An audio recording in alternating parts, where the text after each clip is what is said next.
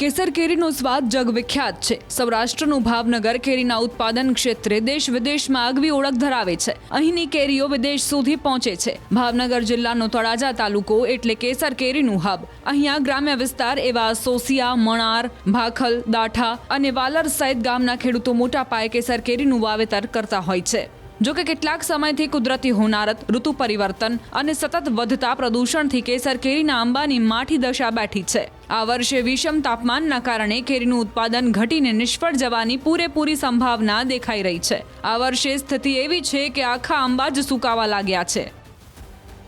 અત્યારે આંબાનો મોર બહુ આવ્યો હતો, પણ એની અંદર જવાટ જ ન બેઠો।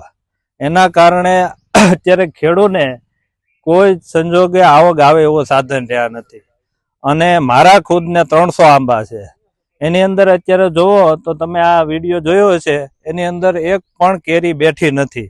એટલે આ કેરીના કારણે જે ખર્ચ થાય છે, એક 5 વીઘાના આંબા હોય 100 આંબા, તો એની અંદર 25,000નો ખર્ચ થઈ જાય।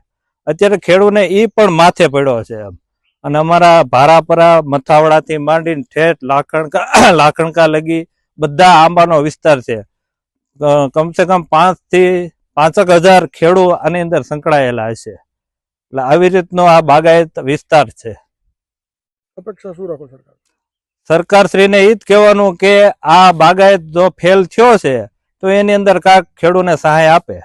કેસર કેરીનું જે ફાલ આવ્યો તો એવું હતું કે આ ખેડૂતને ધનવાન કરી દેશે, પણ આ અત્યારે આબોહવાને કારણે આ લિગ્નાઇટ પ્લાન્ટ, એક બાજુ અલંગ શિપ બ્રેકિંગ યાર્ડ, તેના કારણે અમારે આ આંબાનો પૂરી ફસલ નષ્ટ થઈ ગયેલી છે।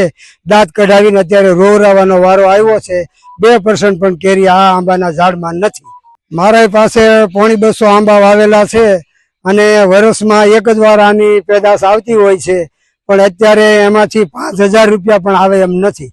અંદાજે ખર્ચ લગભગ 25,000 થી 30,000 રૂપિયાનો થયેલો છે અને એ બધો જ ખર્ચ પાણીમાં ગયેલો છે। હવે સરકાર પાસે અમારે એ માંગ છે કે સરકાર આમાં અમને કંઈક વળતર આપે। હાલ તો ખેડૂતોને મસમોટું નુકસાન વેઠવવાનો વારો આવ્યો છે। જો આવું રહેશે તો ખેડૂતો ન છૂટકે ઉજરેલા બગીચા કાઢી નાખવા માટે મજબૂર બને તો નવાઈ નહીં। વિષમ પરિસ્થિતિના કારણે આંબાઓ પર કેરીનું 90% એટલે કે સામાન્યથી પણ ખૂબ જ ઓછું ઉત્પાદન જોવા મળી રહ્યું છે। ત્યારે કેરીના ભાવ આ વર્ષે આસમાને આંબશે તે નક્કી છે। તો બીજી તરફ ખેડૂતો સરકાર પાસે આર્થિક સહાયની માંગ કરી રહ્યા છે। અહીંયા અમારે આ વિસ્તાર જે સોસિયાના આંબાના વિસ્તાર તરીકે ઓળખાય છે, આ વિસ્તારની અંદર અંદાજે 5,000 ખેડૂતો આ બાગાયતી પાક એટલે કે આંબાના પાક સાથે સંકળાયેલા છે।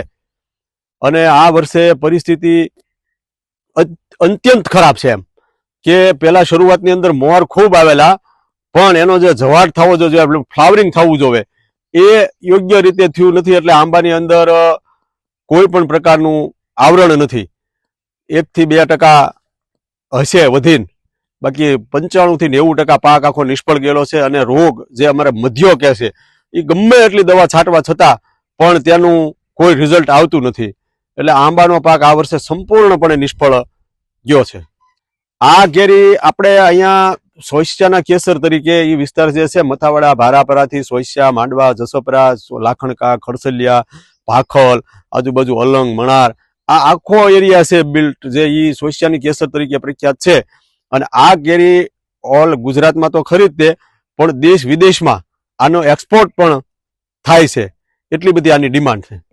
પાક નિષ્ફળ જવાનું, આ પાછું પાક નિષ્ફળ જવાનું એ ગ્લોબલ વોર્મિંગના કારણે અને વાતાવરણ અલંગનું અસર હોય, લિગ્નાઇટની અસર હોય, આ બાજુમાં જે લિગ્નાઇટ પાવર છે એનું પણ અસર હોઈ શકે। અને દરેક જગ્યાએ આ મોટા પ્રમાણની અંદર આ પ્રશ્નો છે। અપેક્ષા તો એ જ છે કે ભાઈ આ ખેડૂતો જે છે, આ એક જ આંબાની છે, એક જ ટાઈમ સિઝન આવે છે, એ નિષ્ફળ જાય એટલે એનું આખું વર્ષ નિષ્ફળ જાય।